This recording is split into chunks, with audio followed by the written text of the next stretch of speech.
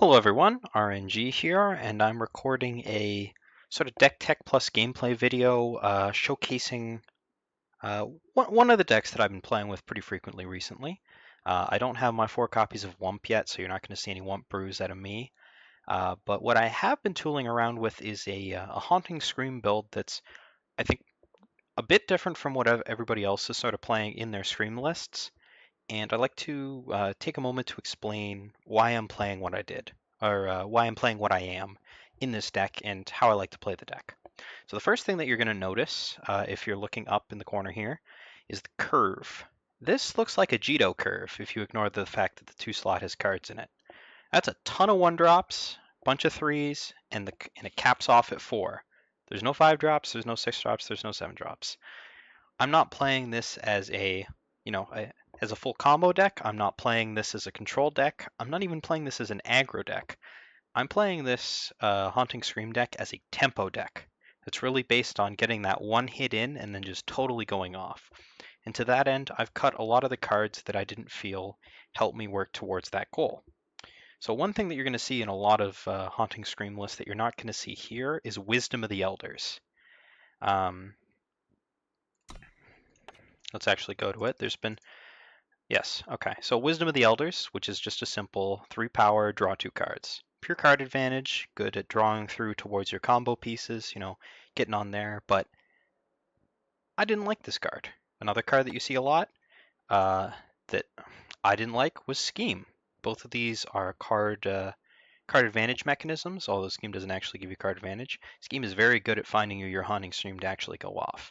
But what I found when playing the deck is that rather than drawing these cards that can draw me into action, I'd rather just have more action spells in the deck. I found that this was a deck that played best for me when I was able to squeeze out the maximum amount of cards in a turn. So instead of playing one Wisdom of the Elders on turn 3, I found it was a lot better if I played like a 2-drop and a 1-drop, or 3 1-drops on turn, and then on turn 4, if you play that Wisdom of the Elders, that takes up nearly your entire turn unless you find a 1-drop that's relevant. Whereas you can play, a 2-drop, two 2-drops, a 2-drop and 2 1-drops, and just get a whole lot of more cards out there on the battlefield. And when you play Scream and you start to get rolling and you get in your Fanatic hits, you draw a lot of cards per turn naturally, so being able to cast all those spells at the same time is really good. When you're going off, you don't want to be stuck with these Wisdom of the Elders in hand that let you dig to maybe go off next turn. You want action to help you continue on with your combo this turn. So I cut all those out, and I turned to another interesting card that sees play in some lists, not all, but has been very good for me, and that is Whispering Wind. Whispering Wind is this dorky little 2-drop flyer that when it attacks, you discard a card from your hand and you draw a card that is higher cost from your deck. Now, this has a lot of nuance to it. If you discard a 1-cost card, you don't always draw a 2-cost card. You draw any card that costs more than 2, or more than the card that you discarded, so 1. So you can draw a 2-cost card, a 3-cost card, 4-cost, whatever. Power Surge cards don't count, they don't have costs. You can never draw a Sigil off this. A Sigil counts as 0, so you can draw anything off of a Sigil. And if you discard a card, like say I discarded a Deathstrike here, you don't draw anything because it doesn't find any cards that cost more than 4 in your deck. So you discarded a card for nothing. However, what this does do is it helps you cycle through to find the cards that you do want. Your 3-drops are where all of your power is, your Infiltrate cards in Direwood, Beastcaller, and Gorgon Fanatic, and Whispering Wind lets you turn any 2-drop into action. Basically, you're either going to draw Gorgon Fanatic, Direwood, Beastcaller, one of your 3s, or Deathstrike. What it also does is it turns any of your 3-drops that you discard into a guaranteed Deathstrike. There's 4 Deathstrikes in the deck. There's no other cards that cost more than 3. So anytime you discard a 3-cost card, you're always going to find a removal spell. What's more, it's an unconditional fast removal spell. So what this means is if you can get a Whispering Wind and literally anything else going on, every time your opponent plays a card, you can use that Whispering Wind to find a Deathstrike and remove it before they can block. Well, that's not exactly how the timing works, but you get the idea. You can remove their card and keep on going. They can't stop you permanently, and it keeps your opponent on the back foot. So Whispering Wind ensures that you have guaranteed access to Deathstrike, assuming you have a 3-drop. It turns your excess sigils into action. It turns your 1-drops into better action. It's a little bit hard to draw Haunting Scream off of because you need to discard a 1-drop and then hit it specifically. But it's very easy to get any of your action spells or a Deathstrike. So it's a card that I've really liked. The rest of the deck, some of it's going to make a lot of sense to you guys.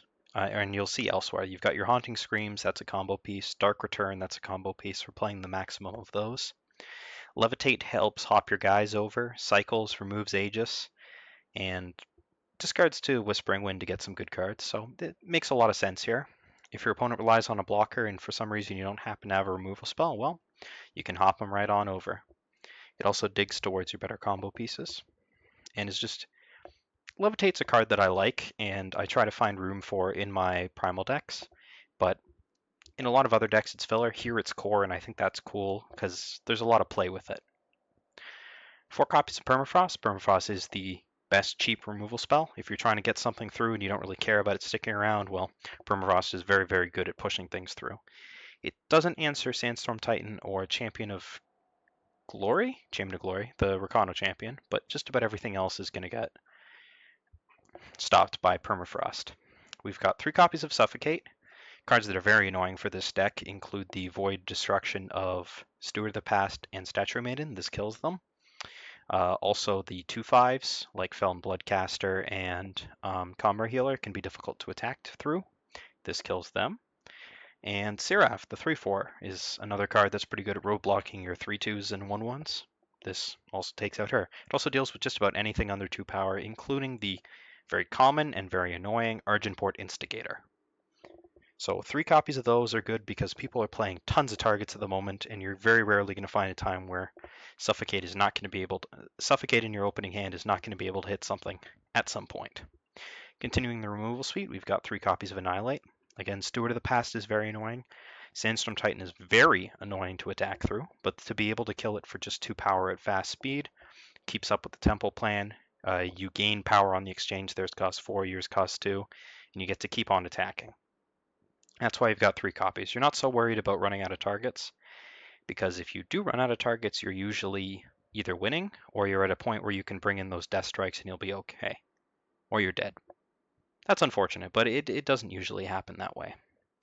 Now looking at the interesting cards, we're playing a couple of what I would call draft cards, to be honest. We've got 4 copies of Twilight Raptor. It's a 1 power 2/2 flyer. And we've got 4 copies of Gorgon Swiftblade, which is... It's another infiltrate unit, but it's never something that you want to scream. These slots are... They're kind of interesting. There's a lot of stuff that you can put in here. I've had success with this Temple game plan. Twilight Raptor, if you can bring it down on turn 1 or even on turn 2, does hit for quite a bit of damage in the air. It does die to Suffocate, Permafrost, Torch, stuff like that. But it's annoying enough that it draws these cards away from your more important stuff, which is definitely your infiltrate cards. And even when it doesn't draw away, pecking away for 2 in the air is a pretty good clock for a 1-drop.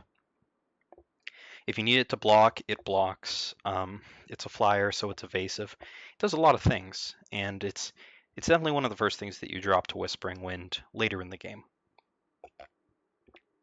Gorgon Swiftblade is not the most powerful card that you could be playing in this slot. Argenport Instigator definitely is, and it's a common choice in a lot of other decks. I found that the downside of a lot of your units dying when they hit, Gorgon Fanatic, Haunting Scream cards, that sort of thing, ended up being too much of a drawback to your life total rather than to theirs. Unlike certain other decks, you're not an aggressive deck that's aggressively pressuring their life total. You're just trying to keep and maintain board position. And the Instigator, it wasn't too great at doing that. If you get a Swiftblade through, Deadly and Quick Draw means that it can attack through just about anything. And it's another card that baits out removal. A Deadly Quick Draw is annoying, so they have to point a torch at it, a Suffocate, a Silence, something to protect your main guys. It's also pretty good at blocking any of the random 2/2s. You don't care very much if this unit dies, so you can throw it in front of anything. And it is resilient to Annihilate again. The only Annihilate targets in the deck are Whispering Wind and Direwood Beastcaller. And you'd much rather not have your 2-drop blocker removed by an Annihilate against something like a Jito deck. So this just makes it a little bit safer of a blocker. Also, when Argent-Board Instigator gets removed, it pokes you for 1, which is annoying. The final 4 cards in the deck that you're not going to see in every single deck are cards that I'm kind of split on. I've got 2 copies of Midnight Gale and 2 copies of Beastcaller's Amulet. And to be honest, the Beastcaller's Amulet are far outperforming the Gales. Amulet's really good if you get any of these units down, because you have a lot of ways to push through units, and your opponents don't always respect, random Twilight Raptor, random Gorgon Swiftblade. They don't look very threatening. So they power down, they attack you, whatever. You slap a Beastcaller's Amulet on them, and you suddenly have a 5/5 on turn 3. This happens at a Xenon a lot, but people aren't used to playing around it, and it's not a card that they expect out of Scream.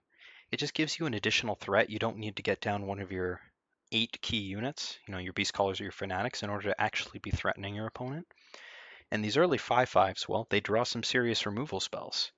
You need a Vanquish, you need an Annihilate, you need a Deathstrike, you need something.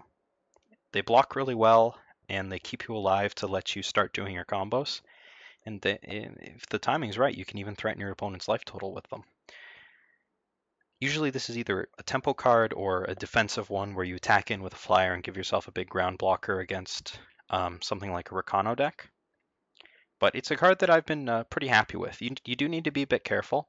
This opens you up to some very easy 2-for-1s if you play this and then get your guy torched or something. But when it hits, it's pretty good rate. 5/5 for 3 is, that's Champion of Chaos level without the influence requirements. Midnight Gale is a powerful card.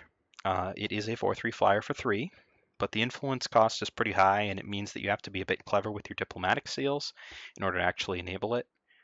In this deck, I usually go for double Shadow first because having Deathstrike online is very important, and Midnight Gale is our only double Primal. It's okay. It's not a fantastic card. It doesn't usually live long enough to make the lifesteal relevant, but it's a pretty cool card to be able to bring back with Dark Return. It plays okay with Haunting Scream because it has a lot of power. And there are games where you get locked underneath lifesteal, where your opponent has some lifesteal, or they lock you out of using the Void with an active Statuary Maiden or something, and you need a legitimate way to finish the game. And Midnight Gale is the cheapest finisher that you can use. When you bring it back with Dark Return, it becomes a 5/4, and there's not a lot of fast spells that can deal with it. For even power, you need to go to Deathstrike level or Lightning Strike, but nobody's playing Lightning Strike right now. And that's part of the power of this deck. The metagame at the moment is a very proactive one. It rewards players who, they use all their power every turn, they slap their cards down, and they make their attacks. This is part of the reason why it's very difficult to play Control right now. Control players and decks usually want to play a more reactive game where they're keeping their cards in hand, they're not committing so much to the board. Whereas here we have a lot of aggressive decks versus aggressive decks, or aggro mid-range, or what have you. People are powering out to play units on turn 2, on turn 3. They're playing their spells in their main phase in order to push their units through, and that works out really well for Scream, because Scream has a whole bunch of avenues of attack if you have power and your opponent doesn't. If you don't need to worry about what your opponent can do, you have a you have a whole bunch of lines of play available to you. Unit in the Void, Haunting Scream it. Unit in play, Levitate it through, push through with 2 removal spells. It's very difficult for your opponents to play around everything you could have because you can easily play multiple spells a turn, and decks right now are very based around playing the best spell they can on every point in the curve. Harsh Rule is not very good against Haunting Scream because you just Haunting Scream them back, you play more guys. Units aren't very good because you play a ton of removal that can push through. Removal spells that aren't fast speed aren't very useful against Haunting Scream because we play on our turn. Everything gets charged and pushes through. And worst of all, if you get locked into having to hold up a removal spell, your opponent or the Scream player can just play something that you don't actually want to kill, and now you've wasted your entire turn. Passing 4 power up for Deathstrike turn after turn, that's a very easy way to fall behind on board and just let the Scream player win anyways when they eventually have enough to fight through a single Deathstrike. So you put your opponent into a lock. If your opponent can see your hand, it's very easy to beat Scream most of the time.